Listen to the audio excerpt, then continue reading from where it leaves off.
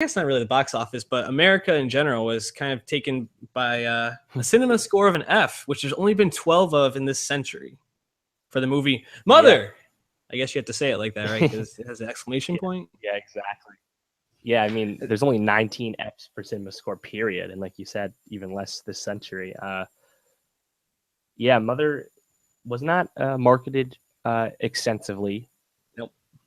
so you might not have seen the trailer if you're listening, but at least until recently. But it's a new film from Darren Aronofsky, who is known for Requiem for a Dream, The Wrestler, and Black Swan. You know, starring Jennifer Lawrence with Javier Bardem, Ed Harris, Michelle Pfeiffer, and the trailer made it look like kind of like a suspenseful thriller, maybe some horror elements in there, but didn't really let on to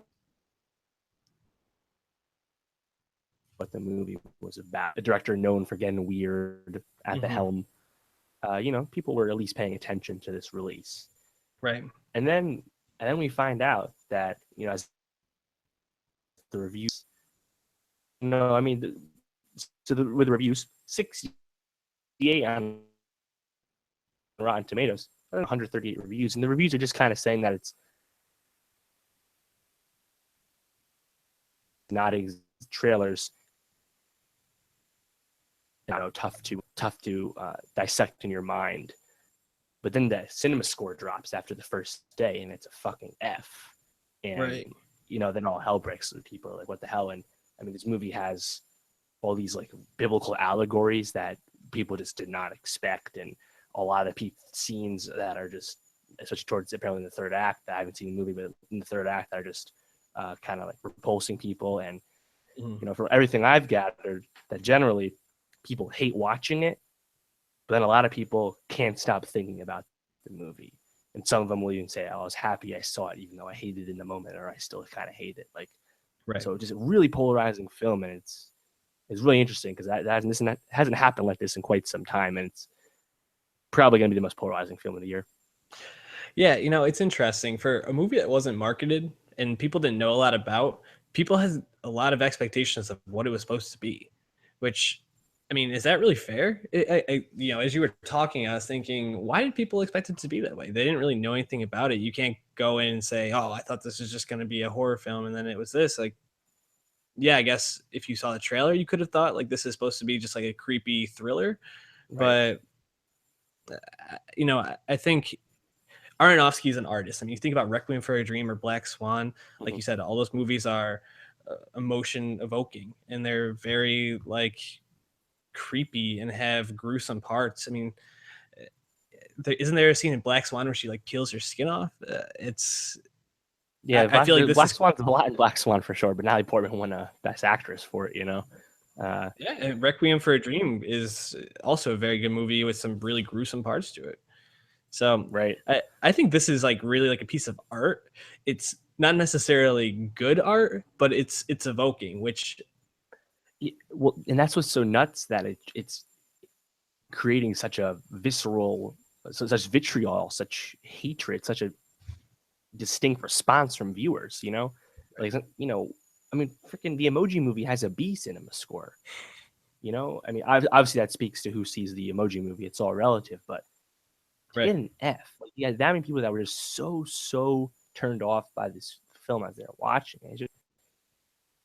It's really dumbfounding, and it reflected in the box office. Only 7.5 million. I mean, obviously it was an expensive film, but you know, the word of mouth is not positive. Right.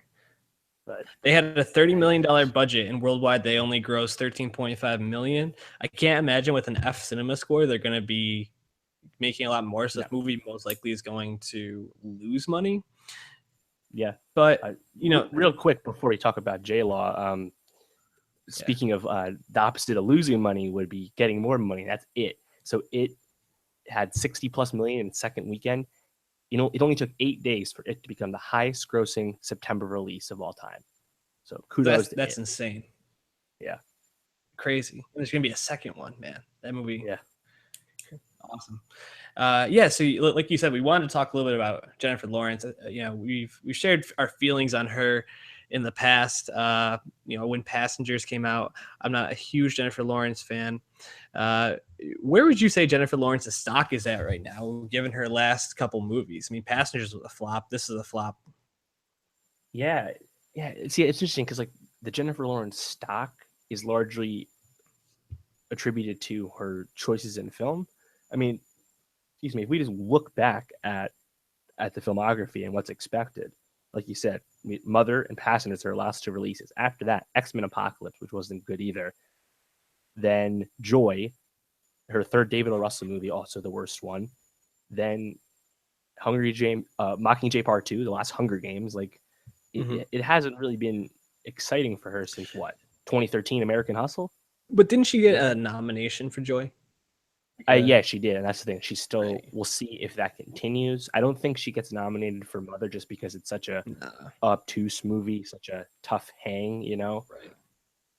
But she got nominated for all three David Russell movies. Obviously, she won for Silver Linings Playbook, and she first got for Winter's Bone back when she bust on the scene in 2010. So she's really well liked. I still think that's the case, and it seems like she's kind of been miscast a lot. Like, I don't know. She's not like a great Mystique in X-Men.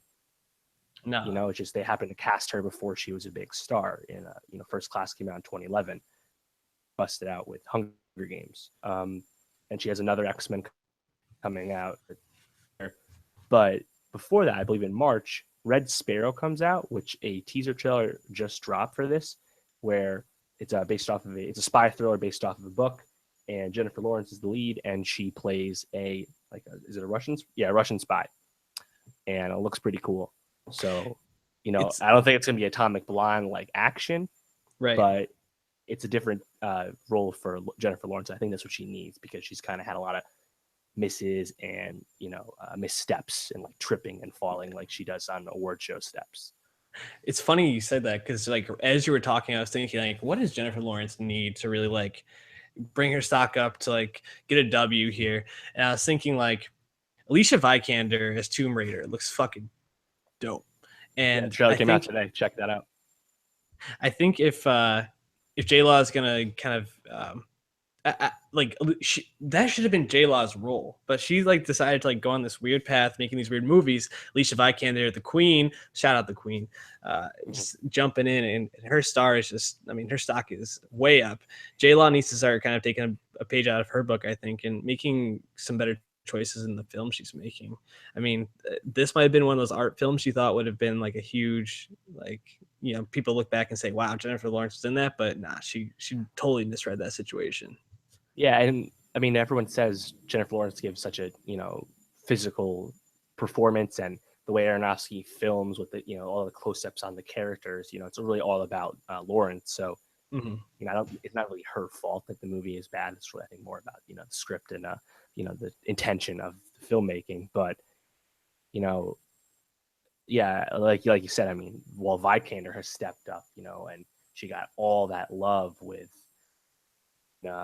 and the Danish Girl, and I mean, she just really showed up. I mean, Brie Larson's in right now, and Emma Stone's in right now. There's a lot of actresses in her age, late 20s age, and it's funny because we've known J-Lo for so long. We've always she's been a megastar. She's been a top earner, for female actresses for many years now, and the body of work is not actually as impressive, especially when you look at recently. So yeah, I really hope Red Sparrow is good.